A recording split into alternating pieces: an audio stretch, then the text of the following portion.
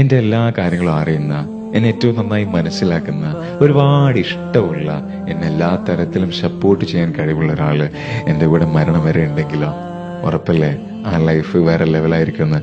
അതുകൊണ്ടാണ് മരണമില്ലാത്ത നമ്മുടെ സൃഷ്ടാവായ പടച്ചവന്റെ അടുത്തേക്ക് ഏറ്റവും കൂടുതലായി എടുക്കാൻ വേണ്ടി പറയുന്നത്.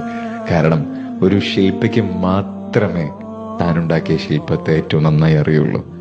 നമ്മൾ എന്താ ചെയ്യാ? നമ്മുടെ ഹൃദയം കൊണ്ടുപോയിട്ട് ബാക്കിയുള്ള മനുഷ്യന്മാർക്ക് കൊടുക്കും. അവിടെ സേഫ് ആണെന്ന് കരുതും. അവിടെ പൊട്ടും.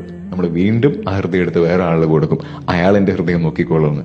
ഒരൊറ്റ കാര്യം പറയാം, നിങ്ങളുടെ ജീവിതത്തിൽ ഒരിക്കലും നിങ്ങൾക്ക് സമാധാനം നഷ്ടപ്പെടില്ല നിങ്ങളുടെ ഹൃദയം ആദ്യം പടച്ചവനിൽ കൊടുത്താൽ. ഇതെന്റെ വാക്കാണ്. Do everything for the sake of your Lord.